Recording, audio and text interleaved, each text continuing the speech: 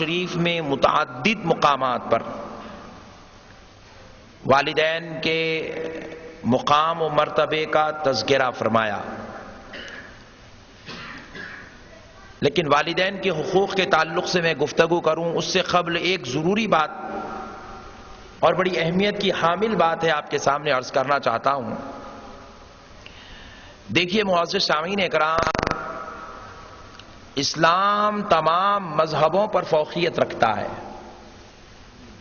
جتنے بھی ادیان، جتنے بھی مذاہب دنیا میں نمودار ہو چکے ہیں اور نمودار ہوتے رہیں گے، سارے مذہبوں اور سارے ادیان پر اسلام کا غلبہ قیامت کی صبح تک رہے گا۔ اس کی وجہ یہ ہے کہ کسی بھی مذہب میں، کسی بھی دین میں انسانیت کے حقوق کی تعلیم ویسے نہیں دی جاتی ہے جیسے اسلام نے انسانیت کے حق ادا کرنے کی تعلیم مسلمانوں کو عطا فرمائی ہے۔ کسی مذہب میں بھی انسانیت کا جو معیار ہے، انسانیت کی جو حیثیت ہے، وہ کوئی مذہب حقیقی معنی میں اس کو بیان نہیں کرتا۔ اور جو آج دنیا کے بڑے نامور مذہب بنے ہوئے ہیں، جن کی آج مسلمان بھی نعوذ باللہ جہالت کی وجہ سے تقلید کرتا ہوا نظر آ رہا ہے، ان مذاہب میں یہ تعلیم ہے کہ آپ اپنے خوشگوار زندگی کے لیے جس انداز میں زندگی گزارنا چاہتے ہیں آپ گزارتے چلے جائیں، کسی کی قدر، کسی کی تکلیف کا احساس رکھنے کی آپ کے لیے کوئی ضرورت نہیں ہے۔ معزز سامعین اکرام، الغرض وہ قوانین بڑھتے بڑھتے بڑھتے بڑھتے آج اس حد تک پہنچ گئے ہیں، خصوصاً انگریزی دنیا میں، جب کسی بچے کو ماں باپ کوئی تربیت کے معاملات میں سزا دے دیتے ہیں، اسے مارتے ہیں یا ڈانٹتے ہیں یا ڈپٹتے ہیں یا کوئی سزا اس کو دے دیتے ہیں، تو وہ بچہ سیدھے فون اٹھاتا ہے اور پولیس کو فون کر دیتا ہے۔ پولیس آتی ہے، ماں باپ کو بچے کے سامنے گرفتار کر کے لے جاتی ہے اور جیل میں بند کر دیتی ہے۔ اب ماں باپ کے ساتھ ایسا سلوک انگریزی دنیا میں ہوتا ہو تو پھر آپ اندازہ کیجئے کہ اب چچا، خالو، پھوپا، ماموں کی تو کوئی حیثیت ہی نہیں ہے۔ اور بعض مسلمان بھی آج انسانیت کی قدر و قیمت کو نہیں سمجھتے ہیں، جس کی وجہ سے ہر گھر فتنے اور فساد کا شکار بن گیا ہے۔ بھائی بھائی کی قدر کرنے تیار نہیں، بہن بہن کی قدر کرنے تیار نہیں۔ لیکن میں آپ کو بتا دوں کہ اسلام ایک ایسا مذہب ہے کہ جو بھائی کو بھائی کی قدر کرنا سکھاتا ہے، بہن کو بہن کی قدر، بھائی کی قدر کرنا سکھاتا ہے، اولاد کو ماں باپ کی قدر کرنا سکھاتا ہے، اور رشتہ داروں کو رشتہ داروں کی قدر کرنا سکھاتا ہے۔ بلکہ قربان جائیں، یہ مذہب وہ ہے، اگر کسی امیر کے دروازے پر فقیر آ جائے تو ایک فقیر کے ساتھ کیسا سلوک کرنا ہے، یہ بادشاہوں، تونگروں، امیروں، رئیسوں کو بھی سبق سکھاتا ہے۔ یا انسانیت کی قدر ہے۔ اور جس مذہب میں انسانیت کی قدر نہیں ہے، وہ مذہب آج دنیا کے لیے ایک عذاب بن چکے ہیں، ایک فتنہ بن چکے ہیں۔ لیکن اس مذہب میں انسانیت کی ایسی قدر ہے کہ قربان جائے رسول اللہ کے خطبے میں حجۃ الوداع کے موقع پر رسول اللہ صلی اللہ علیہ وسلم نے ارشاد فرمایا، اے میرے صحابیوں، اے اسلام کے ماننے والوں، آج مجھ سے ایک وعدہ کرو کہ تم کبھی بوڑھوں اور بچوں پر ہاتھ نہیں اٹھاؤ گے۔ اللہ اکبر کبیرہ۔ تم کبھی بوڑھوں پر اور بچوں پر ہاتھ نہیں اٹھاؤ گے۔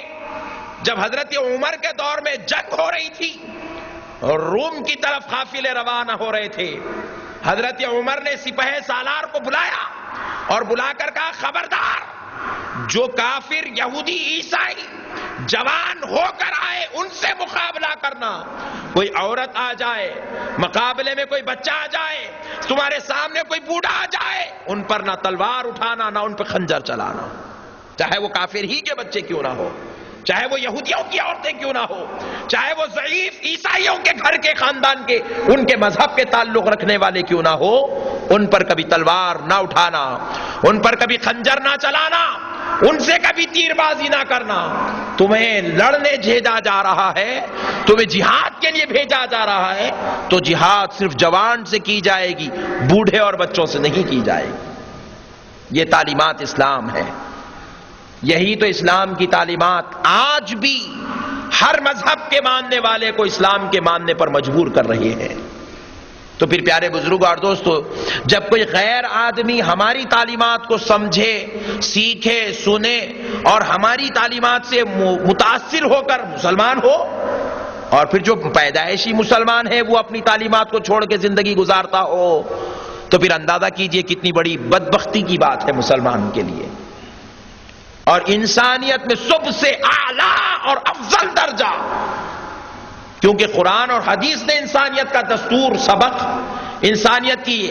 عظمت و فضیلت کا درس ہم کو دیتا ہے، ان کے حقوق کا درس دیتا ہے، ان کی عظمت بجا لانے کا درس دینے والی کتاب قرآن و حدیث ہے۔ تو ذرا سوچئے، قرآن اور حدیث کی تمام تر صفحات الٹنے کے بعد آپ کو ایک بات کا پتہ چلتا ہے، انسانیت میں جس کا درجہ سب سے بلند و بالا ہے، خدا کی قسم وہ ہمارے ماں باپ کا ہے، وہ ہمارے ماں باپ کا ہے۔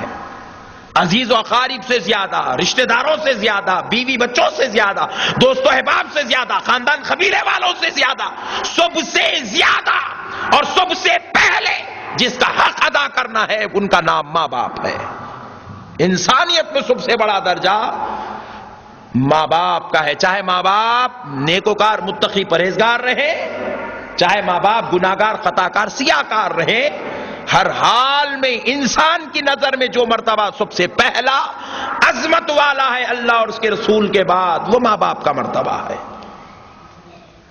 قرآن کی تعلیمات سے ہمیں یہ بات معلوم ہوتی ہے۔ آج ہم کیونکہ ہم نے قرآن ہی کی آیات مبارکہ کو اپنی اس گفتگو کا ہم نے مرکز بنایا ہے، تو اسی لیے آپ سے چند آیات کریمہ پیش کرنے کی سعادت حاصل کرتے ہیں، تاکہ ہم کو قرآن کے حوالے سے اپنے ماں باپ کے مقام و عظمت کو سمجھنے کا موقع ملے۔ اللہ رب العزت نے قرآن شریف میں ارشاد فرمایا، وَوَصَّيْنَا الْإِنسَانَ بِوَالِدَيْهِ حُسْنًا۔ اللہ رب العزت نے فرمایا اور ہم نے انسان کو وصیت کی، اللہ کہہ رہا ہے ہم نے وصیت کی انسان کو۔ دیکھیے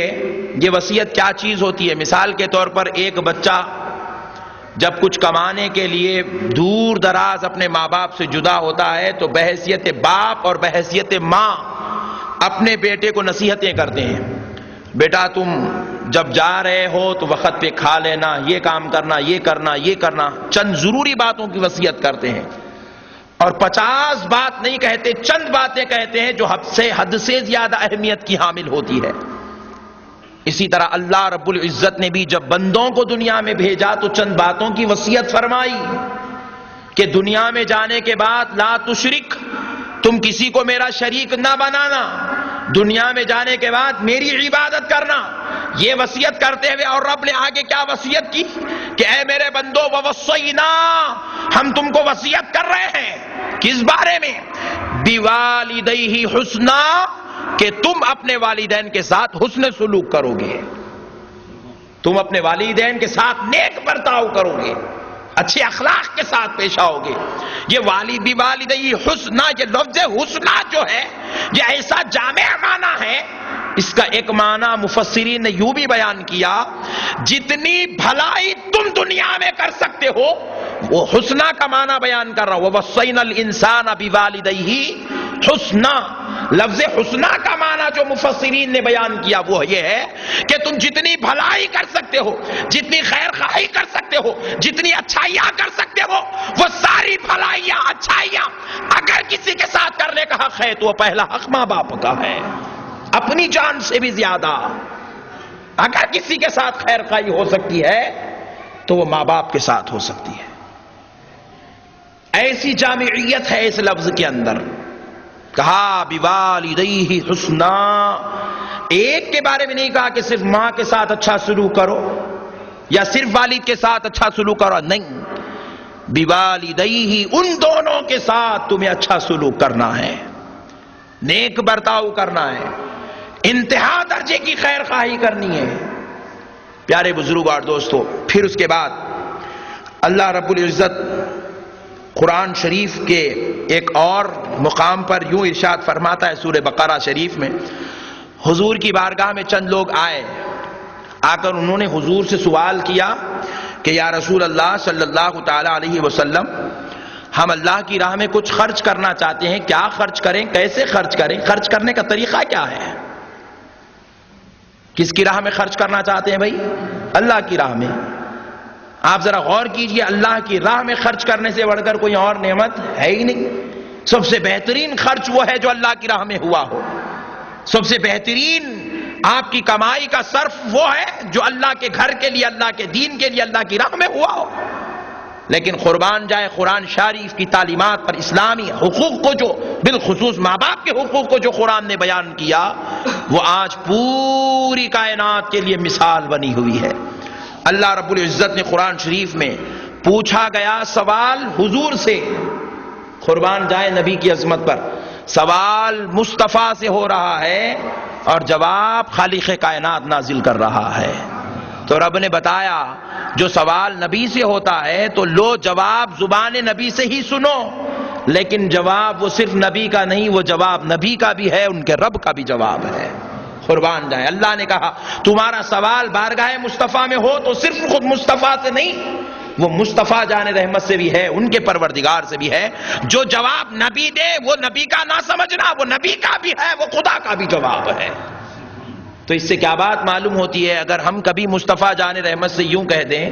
یا رسول اللہ نظر کرم کیجئے، خدا کی قسم یہ صرف حضور سے نہیں ہے، یہ نظر کرم کا سوال مصطفیٰ سے ہو رہا ہے، حقیقت میں خدا سے بھی ہو رہا ہے۔ اور جب یوں کہتے ہیں کہ میرے مصطفیٰ نے کرم کر دیا،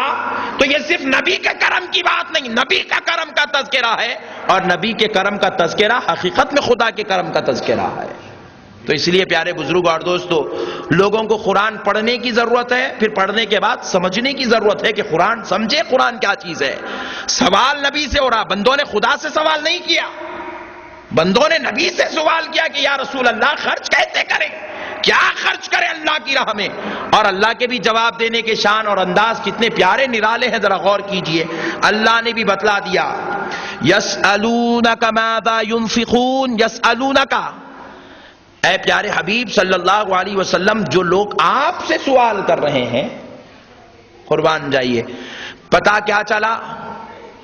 ایک لطیف نکتہ بتا رہا ہوں، یسألونک، اے حبیب جو لوگ آپ سے سوال کر رہے ہیں، غور کیجئے اس بات پر،